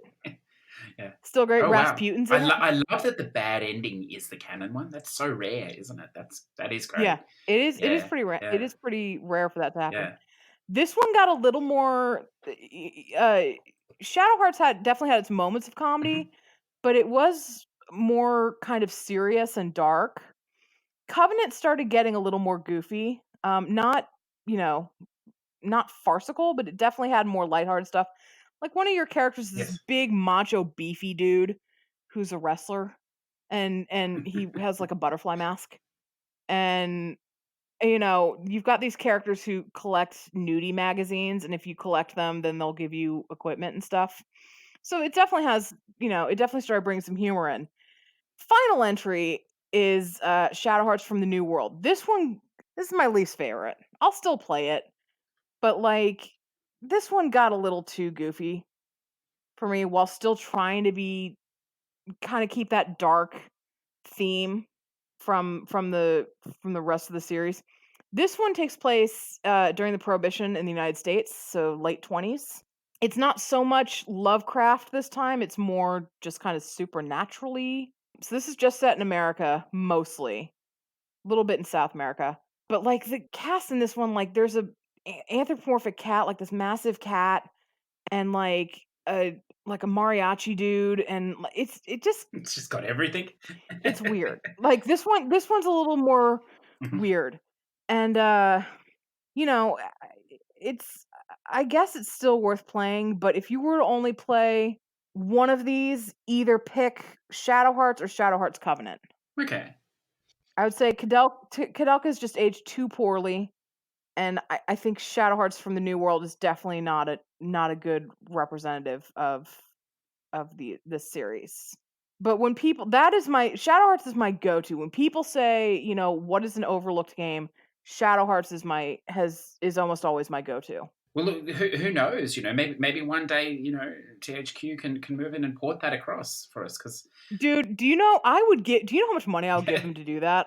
Like, I would love to see this ported, so I can, I don't even need that. Trophies would be great. But even if they did like Sony did in the early days, where they just put the PS2 games on with no trophies, I would be Yeah. so down with that. So very down with that. I would buy them day one, no problem. It's not out of the realm of possibilities. I mean, I'm pretty sure I saw that Baldur's Gate is getting ported across to the consoles, and I mean, like I don't know if you know that game, but like what a fantastic RPG game that I was. I think more people have heard of Baldur's Gate though Yeah. than Oh, of course, but I mean that's I don't know, that's an old game. I really I remember having to switch the CDs in the PC in that game. Wow, yeah. It was great. But yeah, like who knows? So I mean, that's a lot of games. Yeah, it's funny, isn't it? There's just so much that when you stop and think about that's awesome. That it's fun to spread to other people. So listeners, I hope there was something in there. Check it out if there was. Or if there's something that we missed. And look, there's thousands of things I'm sure we missed. Then let us know. And I don't know, Mindy, did you have anything else you wanted to say there, or shall we spam? no, I just covered 4 games, so I think once I pull out a series, I think I should be done talking. Yeah. It was an education, yeah, for me, definitely. But look, I've got a few things. I'm not sure about that last one. I think, but the Sim Ant. I'm looking at this picture you sent now. I'm thinking about this seriously, and I'm definitely thinking about that Deadly Premonition as well. So we'll see. We'll And see. if you're interested in SimAnt specifically, SimAnt, even though it is still owned by Maxis, Yes. that one you're gonna find on just about any abandonware site. Yeah. Yeah. You'll probably be okay. If Yeah. I'm not gonna say never. No. Never am I gonna say you're totally gonna be fine, because technically abandonware is illegal. But this is that gray area I was talking about. Like if you were to download like SimCity, yeah, they'll probably tag you. But SimAnt, you're probably fine. Yeah, well, that is, of course, is always the listener's choice. So, look, spam of the week, and look, I look down. There's not a lot here this week. There So, really isn't. There's a new Artifacts Monday yes, game, which is what I'm gonna start playing when we're done excellent. recording Yeah, here. that's almost Um, it. Path of Sin Greed, that's Artifacts Monday. And you talked briefly about Mechabolt. We didn't actually talk about it. What is it like? Well, look, it's the rat game of the week. It's quick. I want to say 20 minutes, or thereabouts. And look, it's just it's memorably forgettable. I think it's not one of my favorites, but having said that, it's a game that again. Well, one of the good things about these latest couple of rat games is you just don't need a guide anymore. It's just so obvious to figure it out, and you play 2 maps if you like, or 2 worlds. So each world has 24 levels. And so that will get you the 48 batteries. All the other trophies will come naturally. They're just for meeting different types of enemies or whatever. And that's it. It's not difficult in any way. But it's spam, and we love it. It is what it is. And technically, Pantsu Hunter is spam. It'll just take you a little longer. Yeah. We got that Phil's Epic Adventure coming to the Asian store. I don't know. Oh, Is yeah. that quick though? I don't know. It's possibly not that quick, those type of games. But look, other than that, I mean, we've got an Arcade Archives, a water ski. I see they've started to increase them again, but they are getting tougher, those ones. So that will be your decision. But I can't see anything else. No, I can't see anything either. Are you spammed out? Yeah, spammed out. Spammed out. Yeah. Well, look, I'm looking at my profile. I'm definitely spammed out. So let's very quickly, listeners, take a look at the Push to Platinum Club for this week. What has been happening? Who's been earning? Who remembered to post? And of course, Media remembered with 510, the Far Cry New Dawn. Anger management. Yes, indeed. Did you have? Oh, and you had the Pantsu Hunter as well, didn't you? For 512. This is very, very impressive. We had Afraid of the Folly, who just got in time before recording his Platinum 19. Platinum 19. 19. Yeah, you're not missing a number there. What is it? I'm waiting. Is that an exclamation mark, or is that 191? Just not used to seeing numbers that low. But anyway, 19, fantastic. Congratulations. And it was Tekken 7, which is a very fun game, a very fun fighting game, and not particularly difficult in the line of some of the previous Tekken games. So, a great game. We had Olcero, Plat. Well, his is a double whammy. Plat 547, Sonic Forces, which is actually Plat 548, because Mechabolt is not syncing yet. which I like. And he's also said a very mediocre Sonic game with terrible controls. So supposed to be forewarned there, or whatever else. And then we had this idiot, this fool, this donk here, number 764 through 768, Super Gravity Wilo Duck D-Make Dancing. That's fun. That's 4 games. That's a word. Well, there's 5 games with to make one pack title. I like it. I just had to check whether it was 4 or 5. I didn't even know. Imagine if they made a game called Super Gravity Wilo Duck D-Make Dancing. I would buy that straight away. That would be awesome. Just elements of all those games. It could take 40 minutes instead of 20. I would still be happy with that. So look, that is a ton. Have we? I think we've done everything. Have I forgotten anything? I don't know. I hope not. I don't think so. I think we've forgotten to make this under 90 minutes is what we've forgotten to do. These things happen, listeners. But look, as always, if you've made it this far, it's an accomplishment. You should feel accomplished, special, yada yada. Whatever else. And look, it is long, but listen to it over the week. You don't have to listen to us for 2 hours straight. I would never listen to myself for 2 hours straight. So I would not make you do it either, listeners. Mindi, where can we find you? Yes, I'm on Twitter at The Mind Is the City.